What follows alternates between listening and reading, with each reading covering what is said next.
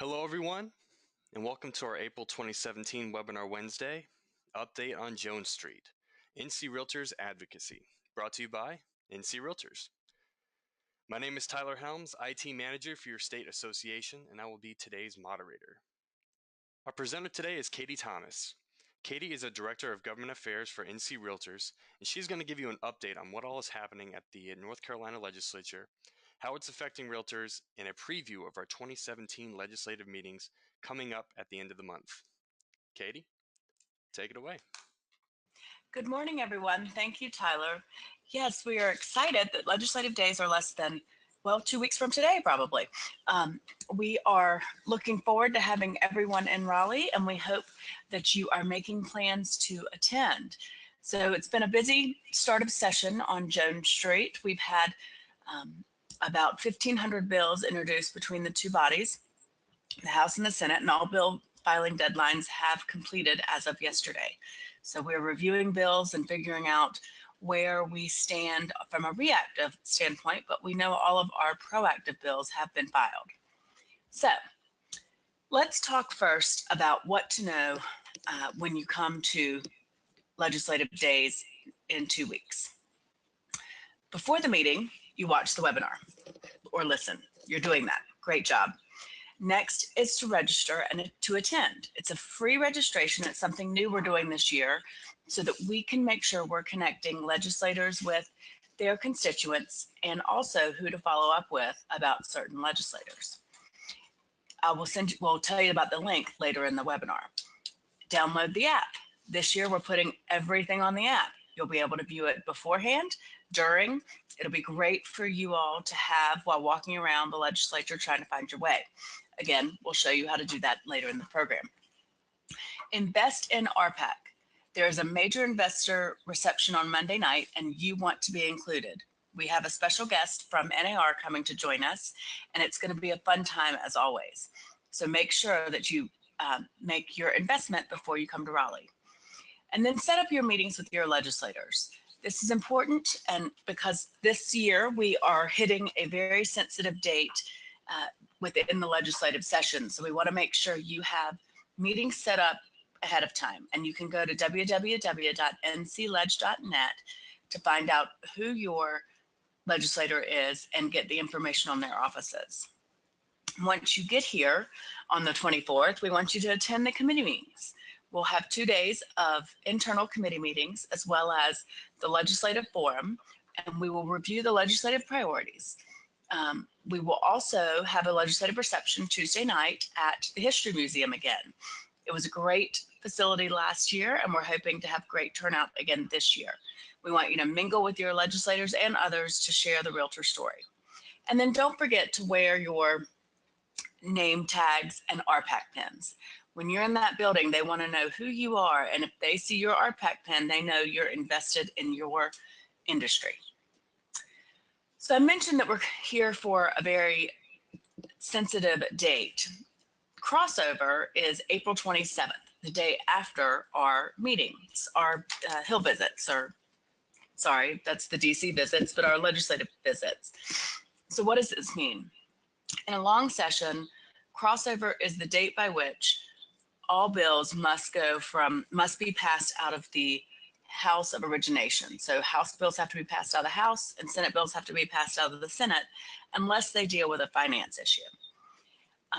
So that means that there's going to be a lot of scrambling to get 1,000+ bills completed through one body by the 27th.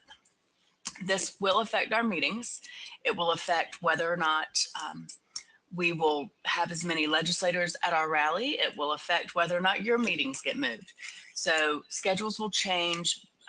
Committees will be heard, with 15 minutes notice. And so we have to be flexible with the legislators and staff at that point. It is going to be a very hectic place when we are there on the 26th. So it's good though, because that means we'll have lots of committees happening. And so if we have a bill up in committee, we'll notify you all, and that way you can attend and see realtor legislation being passed through either the House or the Senate committee process. Please note, though, that our staff is going to be torn in many different directions, because for just as many bills that we are pushing, we're probably trying to defeat 5 times that. So we will be running all over that day, but we are excited you're here to help us spread our initiatives and to talk with legislators and make sure they know we are here and that we are excited and that we are engaged. So now to the meat, our legislative priorities. So this year we have, it will change based on what's going on probably with the session and if the budget has been introduced. So the budget has not been introduced in the Senate yet. They start it this year, and then it will move to the House. Since it was not introduced this week, most people are thinking it will not, I'm sorry, last week, most people are thinking it will not happen until the day, the first day in May because of crossover week. This week, they left for a spring break yesterday evening, and they don't return until next Wednesday. So we've got a 7-day period here where we're going to be doing a lot of catch up and prep for legislative days, and then also making sure that our bills are ready to go when we get back next week, because we'll hit the ground running for the crossover date. So here I've just mentioned some of our top priorities, and happy to take questions on other ones. I just wanted to give you sort of a snapshot. We have had House Bill 54 introduced to remove the cap on the mortgage interest and property tax deductions. The Senate has passed through the Senate their next round of tax changes. And this tax plan calls for an increase in the standard deduction. But then with the mortgage interest deduction and property taxes, it increases the cap for married filing jointly to $22,000, but cuts in half the cap to $11,000 for single or married filing separately. NCAR does not like that, and so we are working very hard with senators and the House alike to move closer towards our goal of removing the cap altogether. Currently, the cap is the same for all filers. So any tax filer right now can take $20,000 of combined mortgage interest and property tax deductions. So the next bill is one that we worked on last year at the end of session, and it got caught up in all the hullabaloo that was tempers and egos of last session, and we weren't able to get it quite right. So it was reintroduced in both the House and Senate this year. The private road maintenance agreement bill is a bill to address the concerns and the problems we're having with roads that have not been turned over to the state, but are becoming dilapidated and need repairs. This bill will provide a maintenance bond by developers for the roads. It will also make sure that roads are being taken over in a timely manner by DOT. And most importantly, it will create a database for maintained roads in the state. That way, whenever you are with your buyer, you will know whether or not the road you are on is a state maintained road. This has become an issue with getting deals closed, because whenever a bank finds out they're not on a state road and the road is not under some sort of HOA, they've been failing to close those loans. So the House bill passed out of the House last week with a unanimous vote. So it was wonderful, and we did a write-up in the Government Affairs update last week. The Senate bill was introduced, and it is awaiting hearing in Senate Transportation.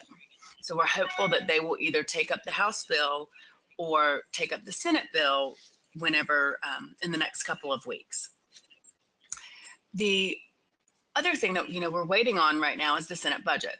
The governor did introduce a budget.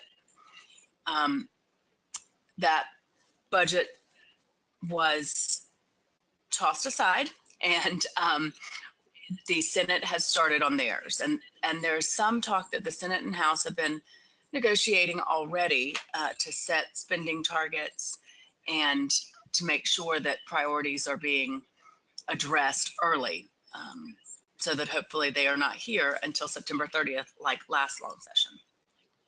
Some of the things that we are watching for and advocating to maintain are the economic development tools that are in our system now, the Housing Trust Fund appropriations, Workforce Housing Loan Program funding, historic tax credits, film grants, and others that I didn't mention, beach nourishment, and a couple of other things that we are working towards right now. So those are lining up okay for as far as we know, and we'll know when we see the budget, but that, as always, will be one of our talking points. Finally, we have seen a couple of things we're having to be reactive to, but the most prominent is the school calendar law change bills. There have been about 50 bills total, a little more, in both the House and Senate to undo the 2004 calendar law, which set the calendar dates by which public schools that are not year-round could open and close for the year. So this does not affect year-round schools, charter schools, or private schools. It only affects traditional calendar public schools. There have been bills to eliminate the law entirely, bills to just eliminate it for certain counties, for certain learning districts, LEAs.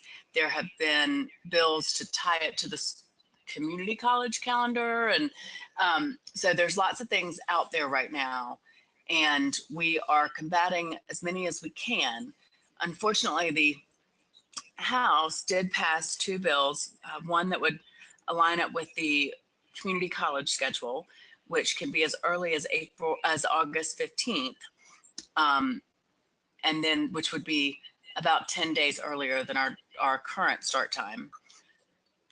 Or the other one that has passed is to allow 20 counties to not have to abide by the calendar law and study the effect of those counties not abiding by the calendar law on the economy of the state. So that's one that has passed the House as well. The Senate has not indicated that they will move any of these bills. And in fact, the new rules chairman, Bill Rabin from Brunswick County, has said he has not seen a single bill that he liked. So hopefully that means we will not be dealing with this issue in the Senate again this year. So it's just a rundown of the priorities. And so just to let you know what's new and happening this year with our legislative days. So the legislative rally on Wednesday has been moved to the History Museum. Unfortunately, the legislative auditorium is still undergoing major renovations to remove asbestos from the roof. And so they are continuing to work on the auditorium, and we will not be able to be in that room. So we will be at the History Museum where we are having the legislative reception the night before. Additionally, there will be no packets to carry. I know you're very happy about this. We are putting all of the information on the app. The app will have, links and the priority sheets and all of those types of things for you to reference. And then that way you can get it ahead of time too, and you're not waiting till Wednesday morning or Tuesday afternoon. We will still be providing a leave behind document for legislators. It will be a small brochure that will have a tear off card. And at the end of the day, you will tear off that card and write your notes about what your legislators said on our key priorities. And then you can just return that card as you're getting on the bus to head back to the hotel. So there's no need to remember to return it via fax or email, or no need to worry about it for the AEs to get collected and send in. It will just be right as you're getting on the bus, just hand it to whomever is standing there waiting for you. They will take it and return it to us. And those cards are so important because it really helps us understand where legislators are standing on our issues and what they have told you. Because a lot of times they are very forthright with their constituents. And so we need to hear what they're saying to you.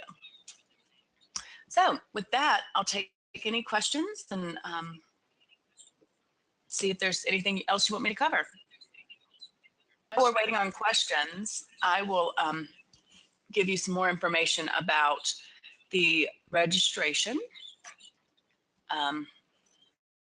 You can go to this website. It's a WUFID form. It's a complimentary registration. Again, no charge to come to legislative days, but we are asking for this registration this year so we know who to follow up with. It's just very important. We want to know who has been here, which legislators have been seen, so we know who hasn't been seen, so we can go make them feel the love as well. So the website is at the bottom of the screen, and it's also linked right on the NC Realtors website. I got you. We're also going to include this in our follow-up email. We're recording the webinar, so we will include that link for registration as well as a link for the app. So, and here is the app. So go ahead and download this app. You'll need to enter JV4UWK, and that will pull up our legislative meeting schedule, hotel map, important documents that we're going to be uploading daily. It'll be a social media feed. You can put pictures on these apps. It's really great to be able to connect, to see who's attending, that sort of thing. So please go into either Google Play or the App Store and download the app. It's called YAP, Y-A-P-P. All right, so the first one is, where and what time should I meet up if I'm already in Raleigh and not staying at the hotel? So that's a great question. On Wednesday morning, you meet at the legislative rally, which this year will be at the History Museum, at 9 o'clock. And we will start having legislators hopefully be able to come by about 9:15, 9:30. Great. Is there any effort being made to get legislation fixing the statute requiring disclosure by sellers of road status and maintenance? So that disclosure, not at this time. We are hoping that once we have a database, that will help us a great deal. A lot of counties are telling DOT, a lot of the county DOT departments are telling DOT that they already have these lists. So hopefully once the bill is passed and they get everything loaded in, we will have that information much more quickly. Unfortunately, North Carolina is a caveat emptor state. We are buyer beware. And so we have to make sure that even though we don't like it, and we've asked repeatedly to get rid of the no representation question and change it for an I don't know question, the will of the General Assembly has not been to do such. Okay, is there a link or website where us realtors can go to show our legislators how important the private road and other issues are, like a call to action? So on our website, we do have an area in Government Affairs where we ask for stories. And we ask for stories about the private roads maintenance agreements and for the failure of completion of contracts and the like. And so you can go on to there and and just fill out a little form.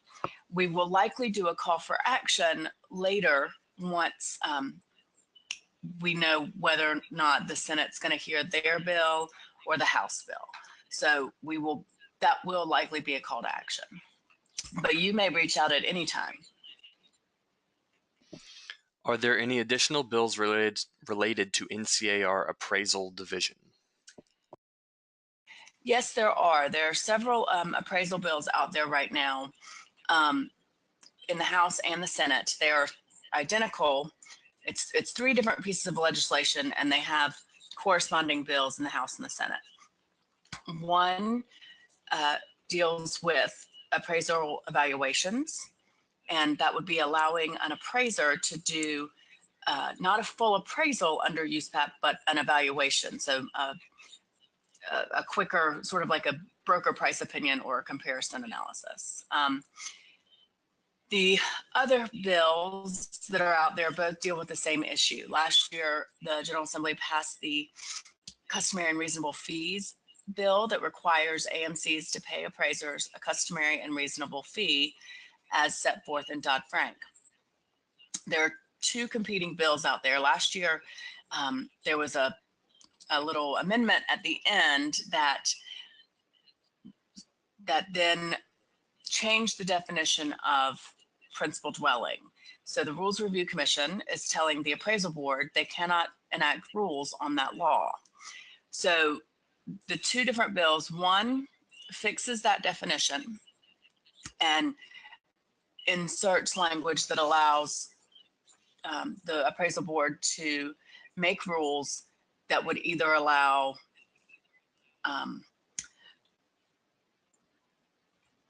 the rules to be set by an outside third party or by AMCs. The other bill, and by AMCs, it would be they could use AMC fees to appraisers to determine what is customary and reasonable for the market. The other bill has the definitional change of principal dwelling, but then it bans the use of appraisal fees. AMC fees to appraisers to be used to set reasonable and customary. So those are the three that I know of at this point. There were about 120 bills introduced yesterday, and I don't think there are any more from my initial review, but if I get further into those documents, there might be. The Bar Association real estate section would not approve a disclosure form because the statute is such a mess. I guess that's just a comment. Yes, probably very true. The real estate section of the Bar Association does not want to put the onus on the lawyers, and we want to get it off of the brokers. It should be with the seller if we are going to provide a disclosure at all. So this will be a constant battle between us and the Bar Association, I fear. Are there any specific commercial issues to be addressed? So on commercial issues, yes, we are working on a lot of development issues. And so we are working on reduction of or elimination of impact fees, dealing with ETJs. We are also working to get some permitting issues fixed. And then we are trying to get, and then we're maintaining the status quo in the budget and tax reform to protect the tax exemptions, the LLC tax, asset tax for LLCs, the services taxes, those types of things. Okay, did the UST bill drop yet? Yes, so let me explain what UST is. It's the Underground Storage Tank Fund. And several years ago, you all will remember that we had a fund whereby if an underground tank was discovered on a property that was being sold, the state would help pay for remediation should any cleanup or remediation be necessary. The General Assembly did away with that, and as of last year, they have, as of 2015, they stopped taking new claims for that fund. So, but at that time, they also said that the Department of Environment and Natural Resources, which is now DEQ, Department of Environment and Water Quality,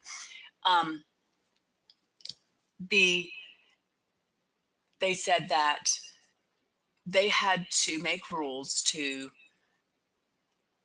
determine what needed to be cleaned up and what didn't. And they had to make it less restrictive than it had been. So it's been 3 years and we have not seen any rules. So yesterday, we had great bipartisan support led by freshman House member Kyle Hall from Stokes County, and he joined by a senior approach chair. He is the appropriations chair of House Natural Resources and Ag, and it's their environment group. And then he has a senior chair of appropriations, Representative Pat McElrath from Pender County. And then he has two Democrats, Representative Brian Turner, who's in his second term from Asheville, and Representative Pricey Harrison, who has been there a long time and is a big proponent of environmental reforms. She is from Greensboro. And so those are the four main sponsors. And so we're really excited. And we're hoping that this bill, which requires the agency to give us rules by a certain date, which had not been done before, this bill will require them to give us rules within about 6 months and report back to the General Assembly. And then we are hoping that in the budgeting process, through the efforts of Representative Kyle Hall and Representative Pat McElrath, we will be able to get some funds back for that fund. That's the ultimate goal, and everyone who has signed on understands that's the ultimate goal. But we are starting with the rules and working up to the fund, being back in place. Cool. And is there any update on homeowners insurance bills from last year? So homeowners insurance bills have been filed, and so we are watching for them to start moving. The insurance committee in the Senate, I do not believe has met. They've met once. I take that back. They've met once, and they are currently dealing with some auto insurance issues and the like. There is a bill out there. We are hopeful that it will start to move. We've been relying heavily on our coastal legislators to give us the green light for when we're ready to go and start pushing those. But right now they haven't moved, but they have been introduced similar bills to the last several years, which would require disclosure of customary and reasonable by the, it would require disclosure of consent to rate, which is when the insurance industry has been approved a rate increase, but then they want to go higher. So they send you a letter saying, we're not going to cover you unless you agree to pay more, even though the state says you shouldn't. So we will, we've been working to get that information disclosed so that we know exactly how much they're doing that, because that is just an end way to get around the rate making system and the process we have in North Carolina. So that one we thought was going to be heard a couple weeks ago, but the committee went very long on auto insurance issues. So. All right, Katie, it looks like all the questions that we have. Do you want to answer that one? Okay. So one of the things that was asked is if the legislative leave behind will be added closer to the meeting. Yes, it will be added, and we will have them printed up for you all to pick up on Wednesday morning. So that, don't worry about that. The legislative priorities will be updated with all of the priorities that we've put out before, and then the leave behind will also be uploaded. Cool. We just had one come in regarding the bills you mentioned about appraisal. Do we support any of them? So the rapid response team did a call 2 weeks ago and addressed the issue where there are the competing bills out there. And it was determined that they prefer that we would like to have the language that says that AMC fees cannot be used to set reasonable and customary, but we need to have rules drawn up. And so if the will of the General Assembly is to support the other bill, we will do that and then prepare to fight in the rulemaking process, which at the end of last year was what we thought we would have to do by the way the bill was drafted. at the end of the original bill that dropped. So we prefer not to have to fight that in the rulemaking process, but if we can at least get that far and fight, it's better than what we have now with the current guidance document that the appraisal board has put out. Okay, evidently there is an inventory of orphan roads according to transportation. Should we ask our district transportation agent, or can we get it statewide? So there's not a statewide one yet. What the department has told us is that when they've called or put out, this bill to the district office, some of them have come back and said, we have a list already, so this is not a big deal. We're happy to upload it or send it to you.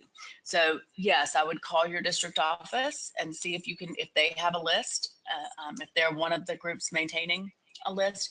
We don't have a sense of which ones are maintaining a list.